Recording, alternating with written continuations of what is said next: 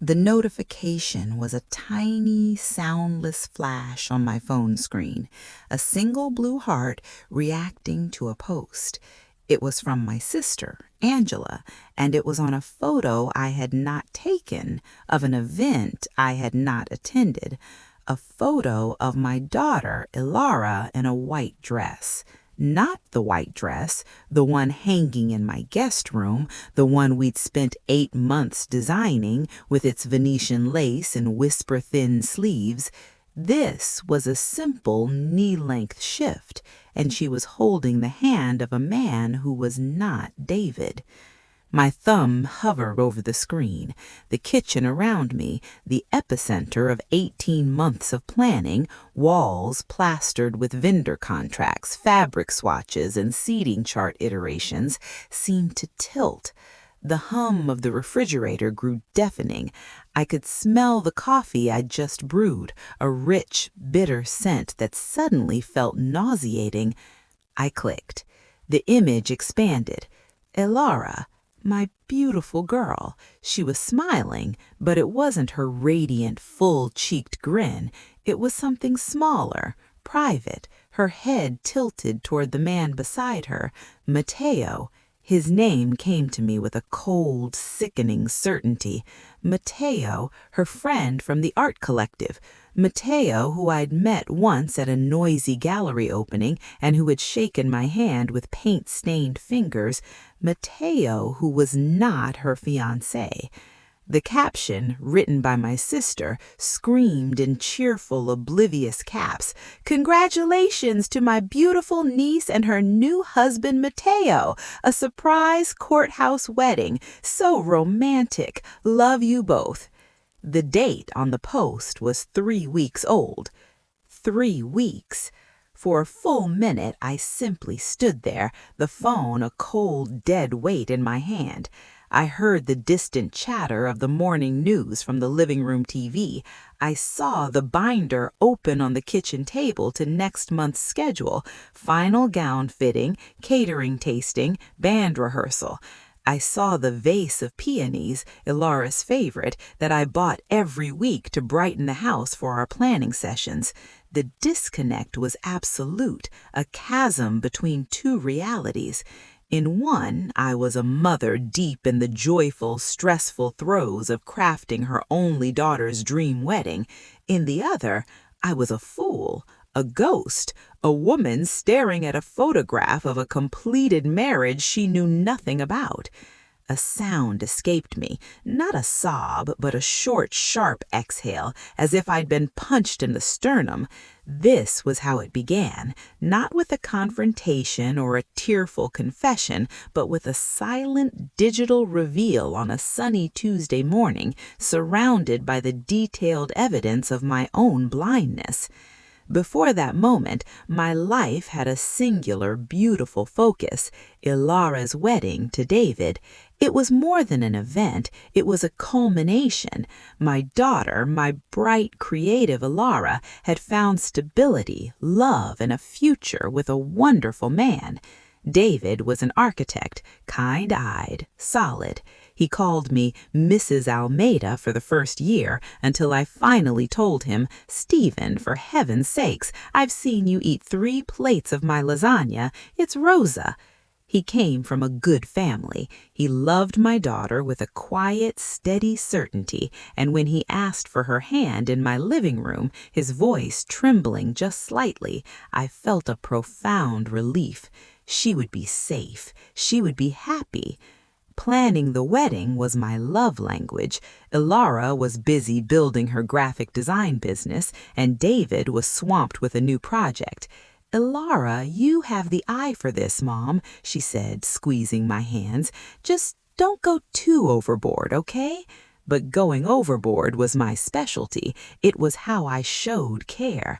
My own marriage to Alistair, Ilara's father, had ended not with a bang, but a slow, quiet dimming 15 years ago. Since then, my world had been Ilara, her school plays, her heartbreaks, her triumphs. This wedding was my masterpiece, my final grand act of motherly curation. My dining room transformed into a war room. Binders were color-coded. A dedicated email address was created. I befriended florists, charmed bakers, and negotiated with venues. I knew the difference between chiffon and tulle, between a ramekin and a coupe glace.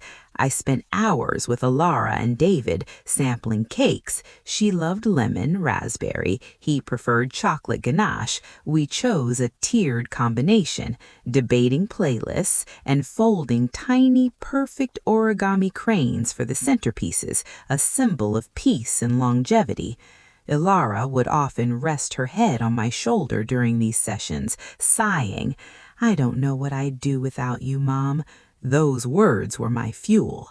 The wedding was set at the Botanical Gardens. We'd secured it 18 months in advance. It would be in June under a canopy of wisteria. 200 guests, a 12-piece orchestra, a 5-tiered cake.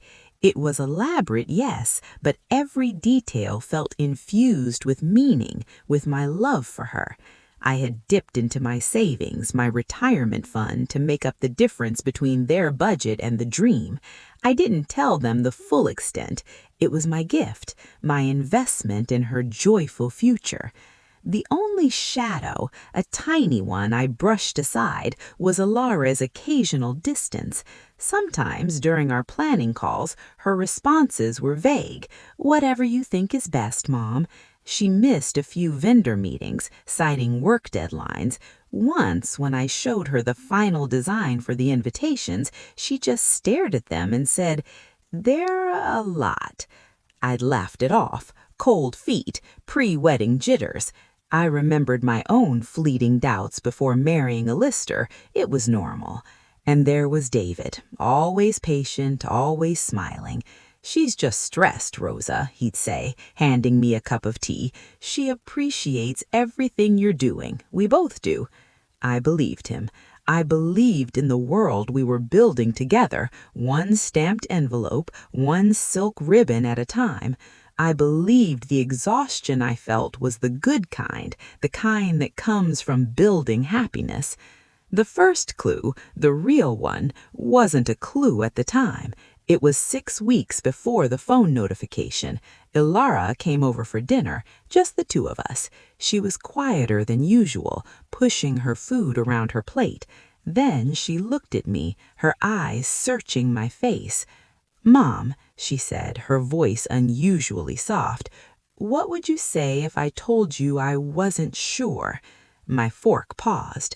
"About the canapes? We can change them, sweetheart. The salmon ones were too smoky, I agree." "No," she said, shaking her head. A strand of her dark hair fell across her cheek. "Not about the canapes, about all of it." A cold trickle started in my chest, but I forced a warm smile. "Everyone gets cold feet, darling. It's a big change. But you and David, you're perfect for each other." She held my gaze for a long moment, and I saw a tumult in her eyes, fear, sadness, something pleading. Then she looked down at her plate, and the moment passed. She nodded slowly. "Yeah, you're right. It's just nerves." I reached across the table and squeezed her hand.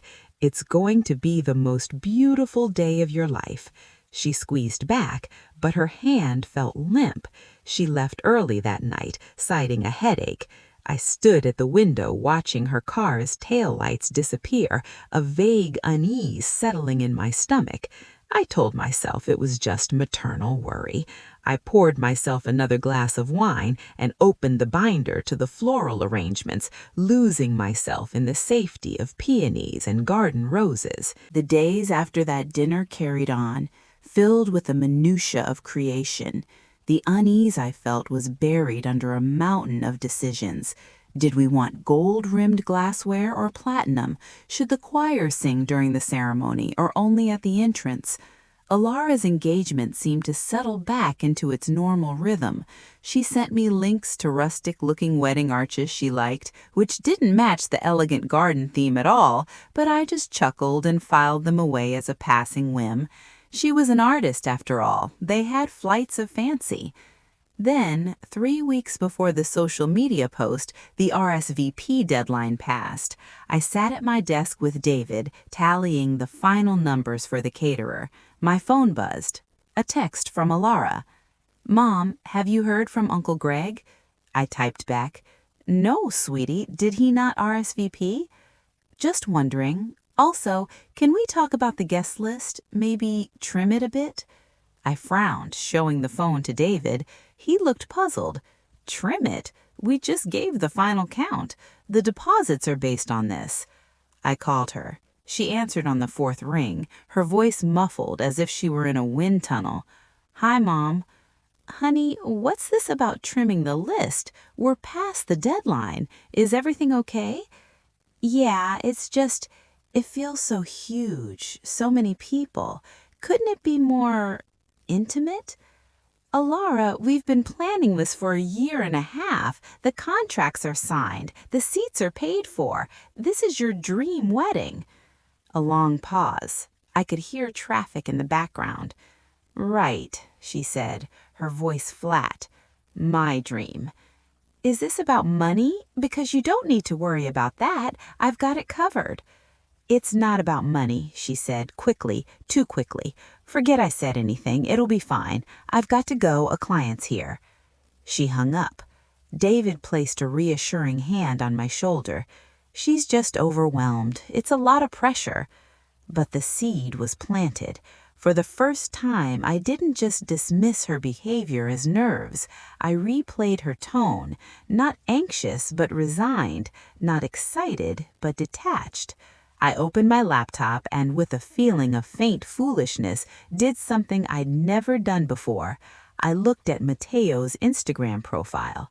It was set to private, a simple, abstract avatar. No clues there. I shook my head, closing the laptop. I was being paranoid. My daughter was getting married in a month. She was stressed. I was inventing shadows. The clue, when it finally came, was so small, so stupid, that it shouldn't have mattered. It was a week after the guest list text. I was at Alara's apartment to drop off a stack of stamped invitations for her to hand address, a personal touch we'd agreed on. She wasn't home, but she'd told me the key was under the potted fern on the landing. Her apartment was usually a creative chaos: sketchbooks, fabric samples, half-empty cups of tea. Today it was oddly tidy, not clean, but emptied. The big abstract canvas that usually dominated the living room wall was gone. The bookshelf seemed sparser. I walked into her bedroom to leave the invitations on her desk, and I saw it. The bottom drawer of her jewelry armoire was slightly ajar. Inside, I could see the velvet box where she kept her engagement ring from David. It was a family heirloom from his grandmother, a stunning Art Deco piece. She wore it every day. The box was there, it was open, and it was empty. My heart did a slow, heavy roll in my chest. Maybe she was getting it cleaned. Maybe she was having it resized. But she hadn't mentioned it. And the tidiness, the missing painting, a slow, cold dread began to seep into my veins. I didn't touch anything. I placed the invitations on her desk and left, my hands trembling as I locked the door and replaced the key. In my car, I sat for 10 minutes, just breathing. Don't jump to conclusions, Rosa. There are 100 explanations. But the mother's intuition, that ancient, silent alarm system, was blaring. I drove to David's architectural firm. I didn't call ahead. I needed to see his face. His assistant, a young woman who knew me well, smiled. "Hi, Rosa. Here to steal David for cake tasting?" "Something like that," I said, my voice strangely tight. She buzzed him. "David, your future mother-in-law is here." He appeared in the doorway of his office, his smile warm but edged with surprise. "Rosa, is everything all right? Can we talk for a minute, privately?" The smile faded. He nodded, gesturing me into his office, a sleek space of blueprints and models. He closed the door. "What's wrong? Is it Alara?" I went with a half-truth, watching his eyes closely. I'm worried about her. She seems distant, not herself. Has she said anything to you?" His shoulders slumped, not with guilt, but with a profound weariness. He ran his hand through his hair. "She's been distant for months," he said lowly, keeping thinking it was the stress. "But last week, she asked for some space." Space? The word felt like ice. She said she was feeling suffocated by the planning, by the expectations. She moved some of her things out of our place, said she needed to be alone to think. Moved her things? My mind flashed to the sparse apartment, the missing painting. "Just some art supplies, a few boxes. She said it was temporary." He looked at me, and for the first time I saw the deep, confused hurt in his eyes. It was raw and real. This was not the face of a co-conspirator in a deception. This was the face of a good man who was losing the woman he loved and didn't understand why. "Rosa, what's happening? Do you know something?" In that moment, I knew two things with absolute certainty. First, David was as much a victim of this as I was. Second, my daughter was not just having cold feet. She was orchestrating something, and the secret, when it came, would break more than just a wedding plan. I left his office with a hollow feeling, assuring him we'd figure it out, that Alara just needed time. The lies tasted like ash. I drove home, the beautiful June day seeming to mock me. The final clue came that evening via email. It was from the bridal salon, a polite reminder about the final payment for the wedding gown, the magnificent unworn gown in my guest room, due in full next week. The amount, a staggering four-figure sum, was a concrete anchor in the swirling sea of my suspicion. This was no longer about emotions. It was about the reality of contracts, of debts, of a performance where the lead actress had already walked off stage. I did not sleep that night. The empty ring box in Alara's drawer became a monolith in my mind, around which every vague comment, every missed meeting, every distant look now orbited, forming a terrible, coherent constellation. I made lists in my head of rational explanations, and one by one I shot 'em down. By dawn, a grim resolve had replaced the panic. I would not wait for another clue to fall into my lap. I would look for the truth directly. I decided to start with the courthouse. It was a long shot, but the caption on the photo had said "courthouse wedding." If it was recent and in our county, there would be a public record. My hands shook as I dressed, my fingers fumbling with simple buttons. The morning light streaming through my bedroom window felt accusatory, illuminating the dust on the frame of Alara's high school graduation photo. The county clerk's office was a monument to bureaucratic fluorescent lighting and the smell of old paper. My heart hammered against my ribs as I approached the counter. I had rehearsed a lie on the drive over.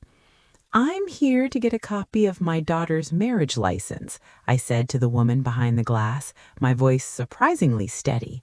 "She lost hers, Alara Almeida." The clerk, a woman with kind eyes and a tired smile, nodded. "Spouse's name?" The name stuck in my throat. I swallowed. "Mateo. I don't know his last name." Her smile faded slightly. "You'll need that, or her date of birth, and you'll need to be on the license as a witness or have her written authorization." I hadn't thought of this. I stood there, paralyzed. It was recent, within the last month, here in the city. Almeida is an uncommon name." She gave me a look of mild pity, sensing a family drama. "I'm sorry, ma'am. Without the other name or authorization, I can't help you." She leaned forward slightly, lowering her voice. "If it was here and it's finalized, it'll be in the online public records database in a few weeks. You could check there." It was a dead end. I mumbled thanks and walked away, my cheeks burning with a humiliation that was both personal and prophetic. I was already an outsider to my daughter's life, barred from the official proof of it. I sat in my car in the parking lot, the silence pressing in. The online records, of course. If my sister had seen it on social media weeks ago, the legal process was likely complete. With trembling fingers, I pulled out my phone and searched for our county's official public records portal. It was a clunky, archaic site. I navigated to the marriage licenses, my thumb leaving a sweaty smudge on the screen. I entered her name, Alara Marie Almeida. I hit search. A spinning wheel. Then a result. One record. License number 448922. Date filed April 12th. Spouse 1, Almeida Alara Marie.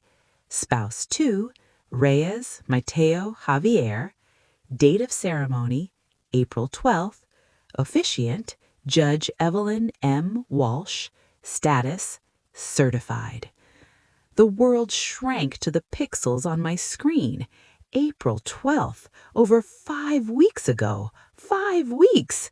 While I was arguing with a florist about the shade of the ivory tablecloths, while I was finalizing the menu for the rehearsal dinner, while I was writing checks from an account that was now dangerously depleted, my daughter was in a courthouse marrying another man. The details were brutal in their clarity. Mateo Javier Reyes.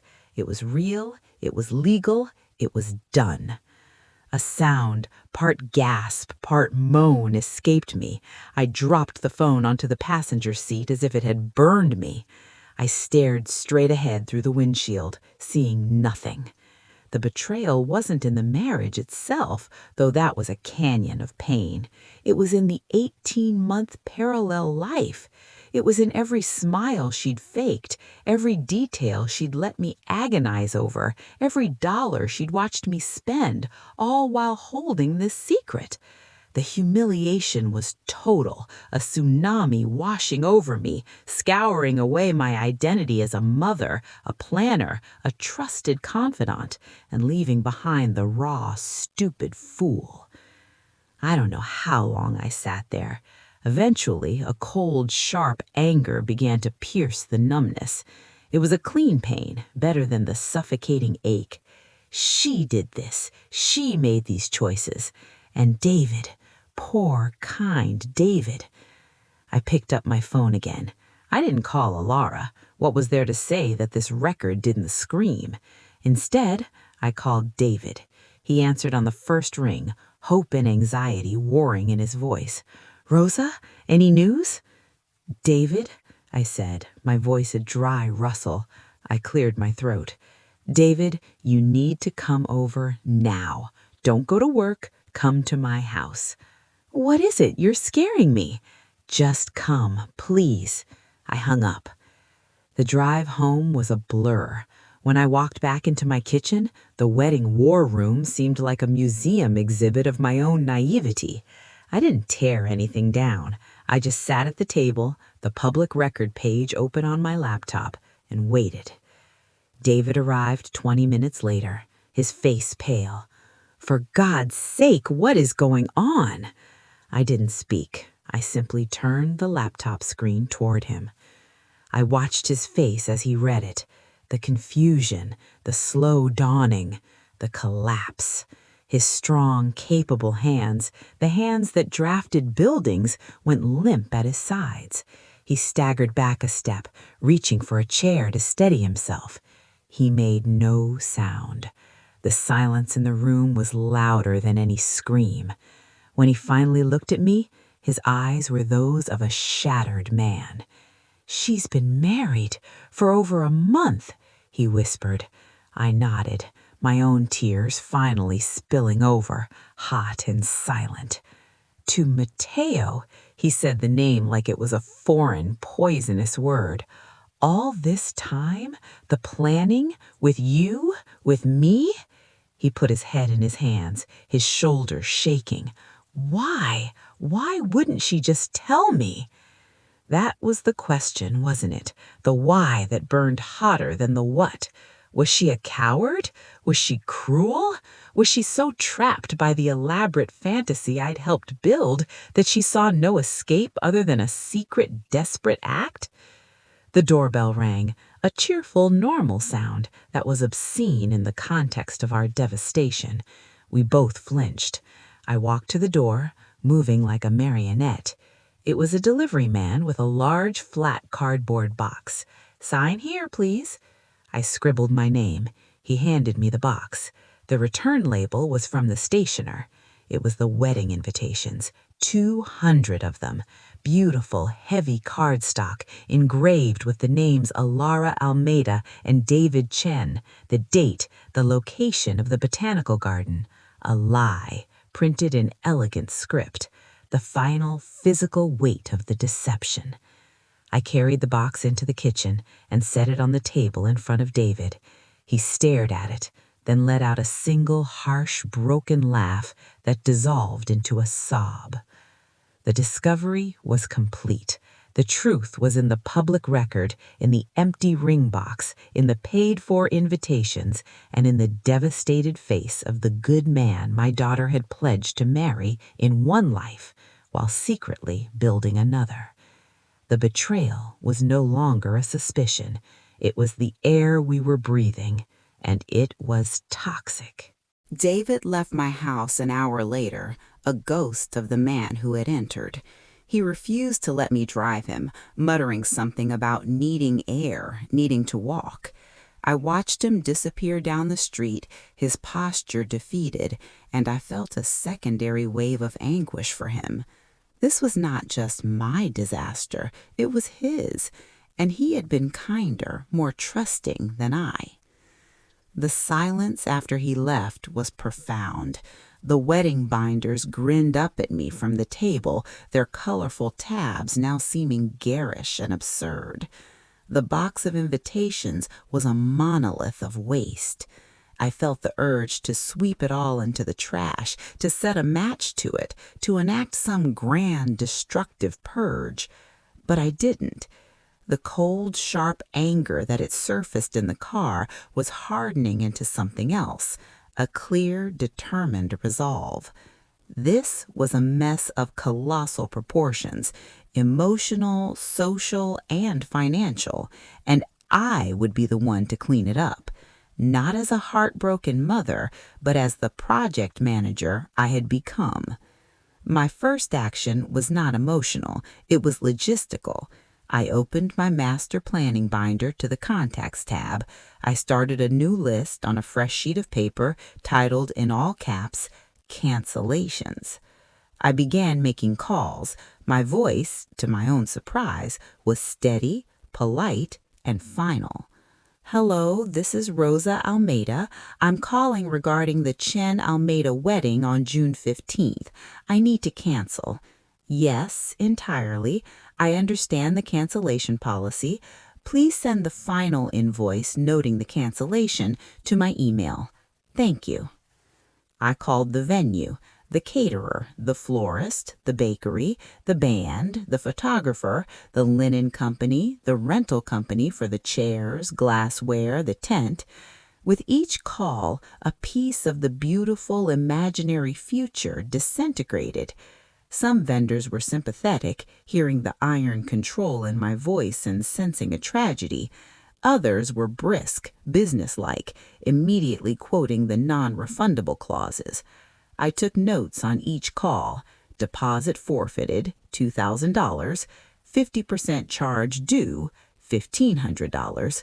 Final payment waived. The numbers formed a column on the page, a growing monument to the financial cost of my daughter's secret. My savings were gone. I would be in debt. The reality of it was so concrete it almost outweighed the emotional hemorrhage. Almost. I saved one call for last, the bridal salon, the gown. When I explained I needed to cancel the order and the final fitting, the consultant's voice turned icy. "Mrs. Almeida, the gown has been completed. It's a custom design. The final payment is due, and we do not offer refunds or cancellations on custom pieces. You are legally obligated to pay the balance." "I understand," I said, my eyes drifting to the guest room where the dress hung, shrouded in its protective bag. "I will be in to settle the account." I hung up and finally let my head fall into my hands. The weight was physical. I allowed myself 5 minutes of silent, shuddering tears for the money, for the wasted effort, for the sheer stupidity of it all. Then I wiped my face. The next step was unavoidable, the confrontation. But I wouldn't do it screaming. I wouldn't do it crying. I needed her to see the mechanics of what she had broken. I texted Alara. My fingers were cold but precise. "Need to see you at the house tonight at 7. Do not be late. It's urgent." I offered no pretext, no affectionate sign-off. Her reply came an hour later, a simple, "Okay." The hours until 7 were spent in a grim, purposeful haze. I didn't destroy the planning room. Instead, I organized it. I gathered every contract, every invoice, every receipt. I stacked them neatly. In the center of the kitchen table, I placed my open laptop, the public marriage record still displayed. Next to it, I placed the columned list of cancellation fees. And finally, on top, I placed a single, unaddressed wedding invitation. At 6:95, my doorbell rang. I took a deep breath, smoothed my shirt, and answered. Alara stood there. She looked tired, beautiful, and guarded. She was not wearing David's ring. Her hands were bare. "Hey, Mom, what's so urgent?" She tried to step in for a hug, but I moved back, holding the door open for her to enter, but placing myself out of reach. "Come in. Sit at the table." She walked into the kitchen and stopped short, seeing the display. Her face for just a second was a mask of pure, undiluted panic. Then it shut down, going carefully blank. "What's all this?" "Sit down, Alara." She pulled out a chair and sat, her eyes darting from the laptop screen to the list of numbers. She said nothing. I remained standing, looking down at her. I didn't raise my voice. "You were married to Mateo Javier Reyes on April 12th, 2021. Is that correct?" She swallowed, her gaze fixed on the table. "Yes." "You have been legally married for 5 weeks and 4 days, while I have been planning and paying for a wedding to David. Is that correct?" "Mom." "Is that correct?" "Yes," the word was a whisper. "Did you ever intend to go through with the wedding to David?" She looked up then, her eyes pleading. "I didn't know how to stop it. It had all become so big. You were so happy. You'd done so much work." "So this," I said, gesturing to the laptop, "was your solution? A secret marriage? Letting me humiliate myself? Letting David believe he had a future with you while you built a separate life? Do you have any concept of the betrayal?" Tears welled in her eyes. "I tried to tell you. That night at dinner I said I wasn't sure." "You said you weren't sure about the canapes." The control in my voice finally cracked, a fissure of raw pain. "I am your mother. You were supposed to tell me you were in love with someone else, not let me bankrupt myself for a phantom." "I was scared of disappointing you. You love David. You love the idea of me and David, the perfect life." "I love you," the shout echoed in the quiet kitchen. I lowered my voice, trembling. "I wanted your happiness. If Mateo was your happiness, you should have come to me. We would have canceled everything. We would have told David with integrity. We would have had a simple party for you and Mateo. Instead, you chose deceit. You chose to make me and David clowns in a tragedy only you knew was playing out." She was crying openly now. "I'm sorry. I'm so sorry, Mom." The apology washed over me, meaningless against the tide of consequences. I tapped the list of numbers. Your sorry does not cover the $28,500 in non-refundable deposits and cancellation fees.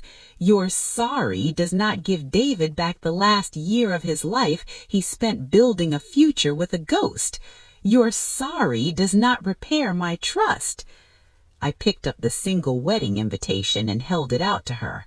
This is what you were selling us, a fiction. You need to tell David tonight, and then you need to decide how you are going to help me pay this debt you created. I had taken my action. It was not revenge, it was accountability. I had laid out the crime scene of her choices, not with hysterics, but with evidence. The color had completely drained from her face. The reality of the cost, both financial and moral, was finally truly dawning on her. Now, I said, my energy suddenly spent, you should go. You have a conversation with your fiancé, your former fiancé, and I have a custom wedding dress to pay for. For 2 days after Laura left my kitchen, there was a terrible, silent limbo. I didn't call her. She didn't call me. The only evidence of movement in the world was the steady ping of my email inbox, receiving the formal cancellation invoices I had requested. Each one was a paper cut, a small, precise financial bleed. The public consequence began not with a bang, but with a whisper, a missed call from my sister, Angela, which I let go to voicemail, then a text. Rosa tried to call, heard from Linda Chen, David's aunt, that there's some confusion about the wedding. Everything okay? Angela, the one who had posted the congratulatory comment on the photo, the unwitting harbinger of this disaster. Of course the news would leak through David's family first. His mother, a dignified woman named Susan, must have been told by David, and from there the family grapevine would vibrate with the shocking news. My phone began to light up like a faulty Christmas tree. Friends from my book club, distant cousins, my college roommate. The messages were variations on a theme. We heard there might be a change of plans. Is everything all right with Alara? We just got a call from the venue saying our room block is canceled. I did not answer. I drafted one single, concise text and sent it to anyone who asked directly. Thank you for your concern. The wedding to David has been canceled. Ilara is safe and well. We appreciate your understanding and privacy during this time. It was a sterile, diplomatic statement that gave nothing away and offered no entry point for gossip. But gossip needs no entry point. It seeps through walls. The most painful confrontation came 3 days after the news broke. I had forced myself to go to the grocery store, a futile attempt at normalcy. As I stood in the produce section, weighing the absurdity of buying a single avocado when my life was in ruins, I heard it. Just up and married someone else, secretly. Can you imagine? The voice was low, coming around the corner of the organic greens display. I recognized it. Marjorie, a woman from my yoga class whose daughter had gotten married the previous fall in a lavish affair I'd attended. Her companion murmured something I couldn't hear. Oh, I heard Rosa planned every last detail, Marjorie continued, a tinge of something that wasn't quite pity but fascination in her voice. Spent a fortune. The humiliation must be unbelievable. And poor David, such a nice boy.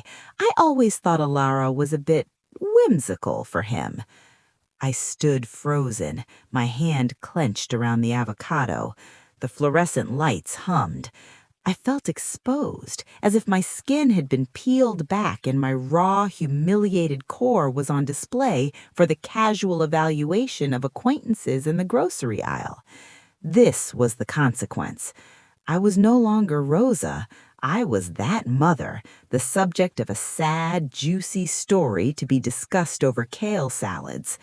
I placed the avocado back in the bin, turned my cart, and walked away. I left the full cart near the dairy section and walked out of the store into the blinding afternoon sun. The public shame was a coat I would now have to wear everywhere. Later that evening, the doorbell rang again. It was Angela. She stood on my porch, her face a mask of contrition and burning curiosity. "Rosa, please, you're not answering. I have to know what's going on.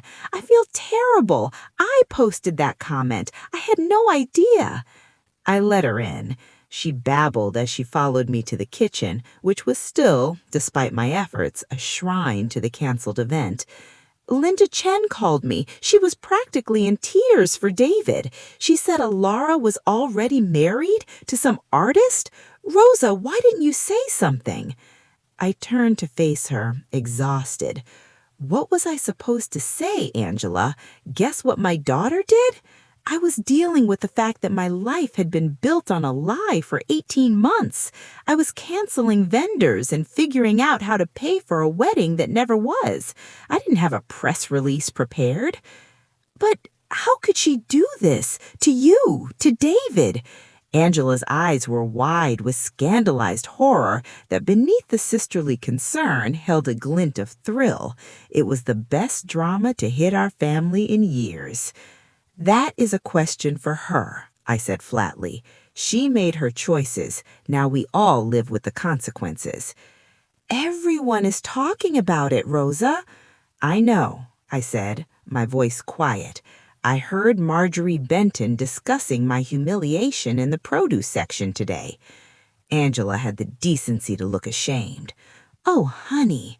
She reached for me, but I subtly shifted away. "What can I do?" "You can stop asking me questions. You can, if anyone asks you, say that it's a private family matter and that we're handling it with as much grace as we can. You cannot fuel the gossip." I looked her directly in the eye. "That includes not telling anyone about the money. That is private." She nodded, chastened. The visit ended soon after, with promises of support that felt thin and obligatory. The final, formal wave of public consequence came in the mail. The change the date cards were not an option. Instead, I had ordered simple, somber, "At the request of the families, the marriage of Ilara Almeida and David Chen will not take place." They were tasteful, awful things. I addressed them to every single guest, my pen moving robotically over each envelope. "See," the cards would seem to whisper, "see how dignified we are in our disaster." It was the last performance of the wedding planner, managing the optics of the collapse. David's mother, Susan, called me the day after the cards went out.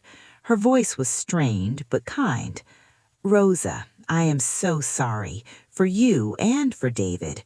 He is heartbroken. We all are. We thought of Ilara as a daughter." There was no accusation in her tone, only a deep shared sadness. We were two mothers whose children's intertwined futures had been vaporized. We spoke for 15 minutes, a conversation devoid of gossip or blame, just a mutual acknowledgement of pain. It was the first interaction that didn't make me feel soiled. The public story was set.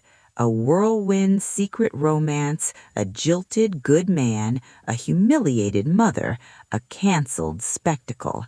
We were characters in a modern-day morality play, and our community had front-row seats. I could not control the narrative, but I could control my participation in it. I withdrew. I stayed home. I let the phone ring. I allowed myself to become a quiet, private mystery, which I soon realized was the only form of dignity left available to me. The world could talk about the woman who planned the wedding that wasn't, but they would not get to see her cry. The weeks that followed were a lesson in quiet disintegration and even quieter reconstruction. The public drama, like a summer storm, eventually rumbled into the distance.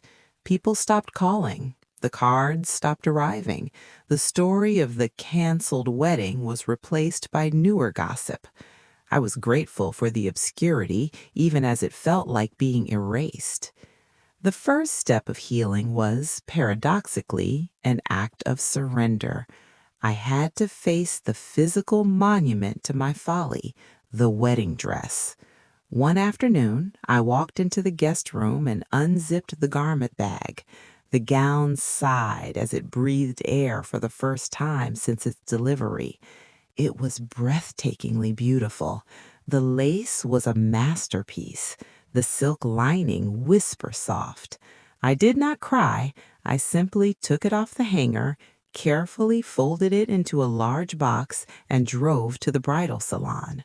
The same consultant who had been icy on the phone was now professionally sympathetic.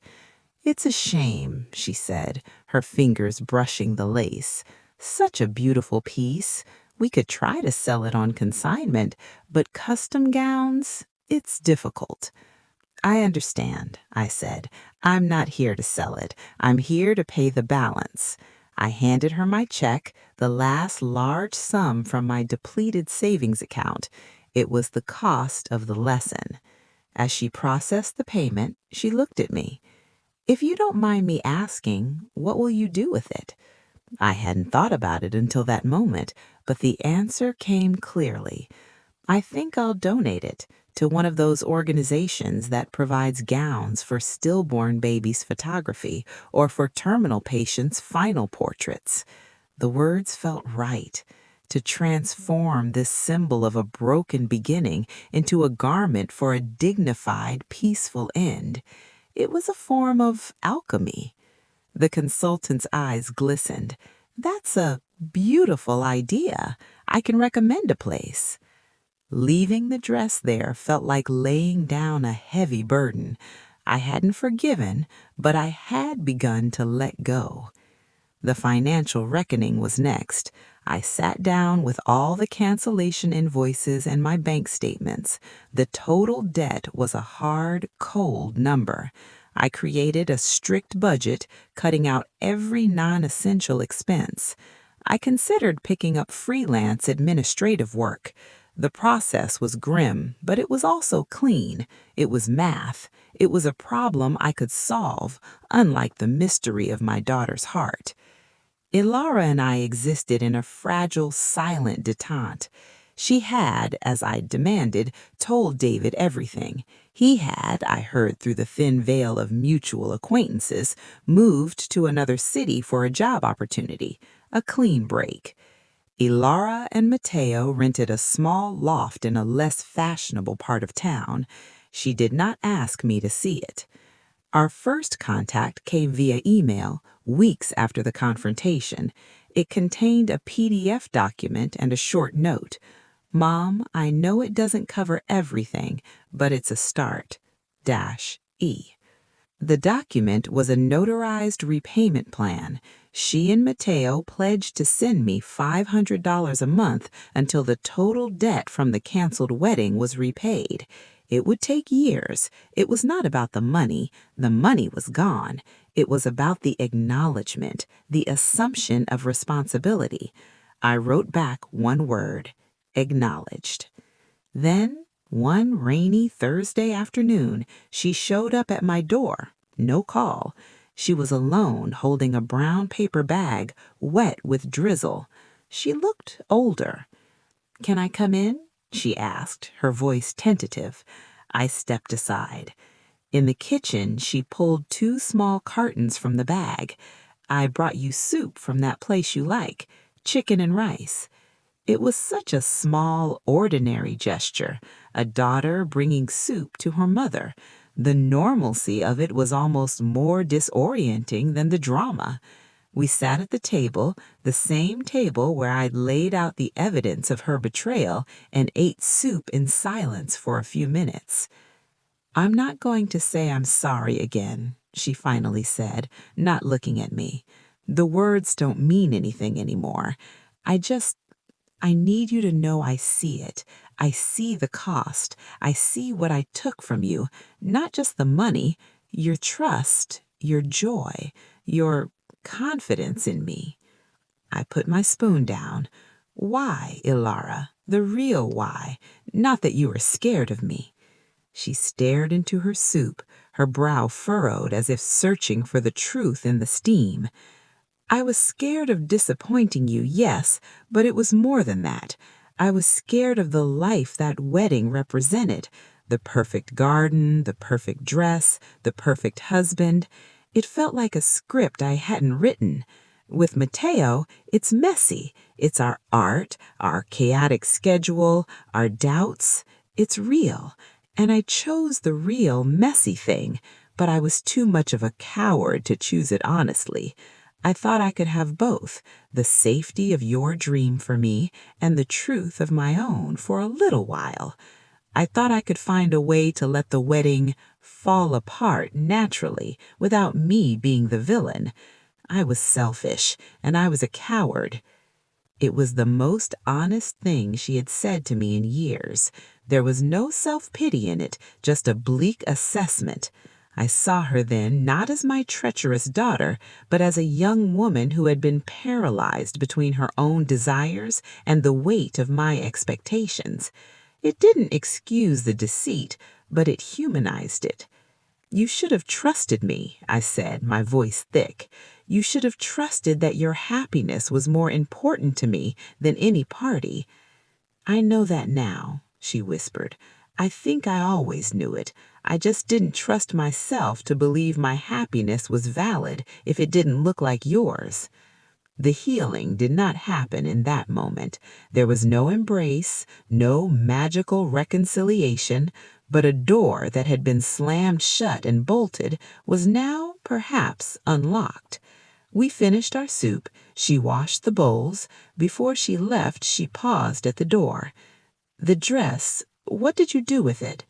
"I gave it to a charity for people who need a gown for final portraits."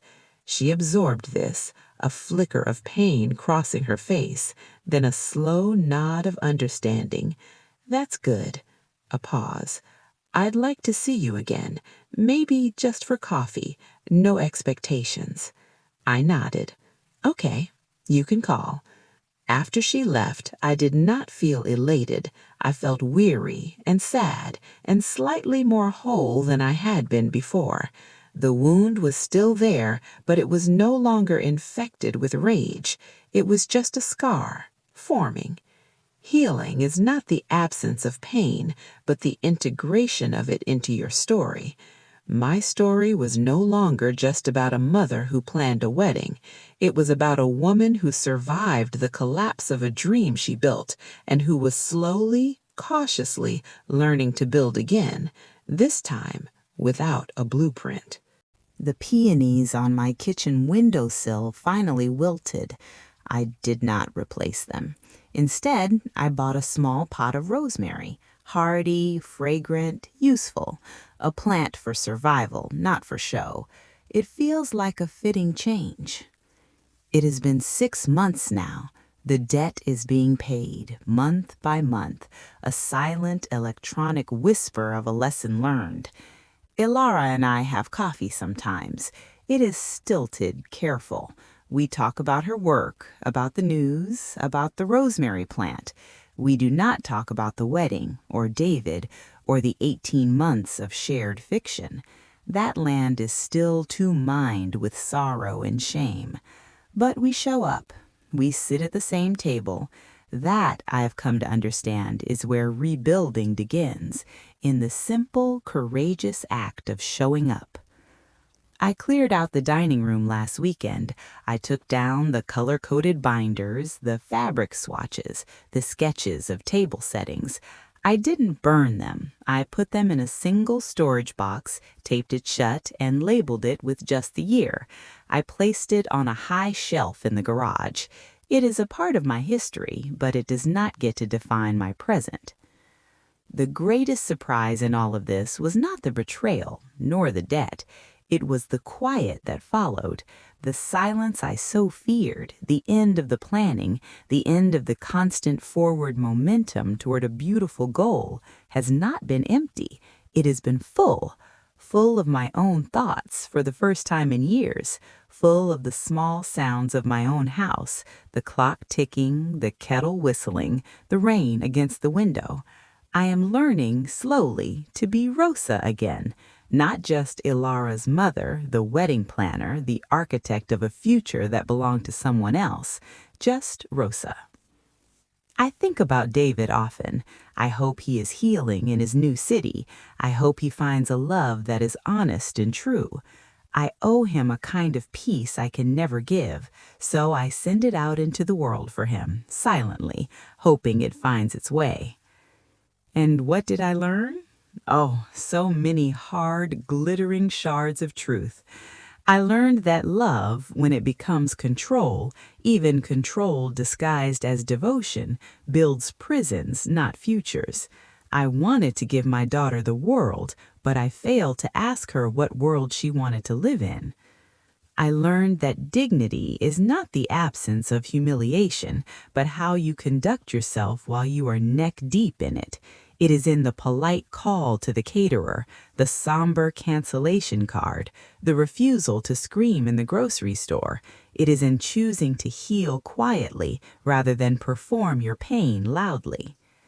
Most of all, I learned about trust. It is not a blanket you wrap around someone you love. It is a delicate, living thing you build together, with truth as its bricks and honesty as its mortar. My daughter broke that trust in a spectacular, devastating way. But in her showing up with soup, in her signed repayment plan, in her awkward coffee visits, she is laying down new, hesitant bricks. I don't know if we will ever build something as grand as what we had before. Perhaps we will build something smaller, stronger, and more real. So I sit here now in my quiet kitchen, the scent of rosemary in the air. The future is not a detailed itinerary anymore. It is an open space, and for now, that is enough. To you, listening to my story, I know many of you are mothers, daughters. You know the weight of expectations, the silent contracts we make with the people we love. You know the desire to orchestrate happiness for them. I'll ask you this, and you don't have to answer me out loud. Just sit with it for a moment. Have you ever been so busy building a dream for someone you love that you forgot to ask if it was still their dream? Look at your own life. Look at your relationships. Are there places where your love has become a script you're writing for someone else? Are you listening, truly listening to the quiet whispers beneath their words, even if those whispers might change all your carefully laid plans? It is a painful question. It was for me. But asking it, that might be the first step toward a love that is free instead of a love that is owed. Thank you for sitting with me in this hard story. Thank you for not looking away from my humiliation and for witnessing my slow, imperfect climb out of it. Your quiet listening feels like a kind of grace. If this story has touched a place in your own heart, if you've ever stood in the ruins of a dream you helped build, I would be honored if you'd share a piece of your journey in the comments below. Sometimes knowing we are not alone in our quiet struggles is the first stitch in mending the tear. Take care of your hearts and remember to listen, even to the silences. Subscribe Voice of Legends for more.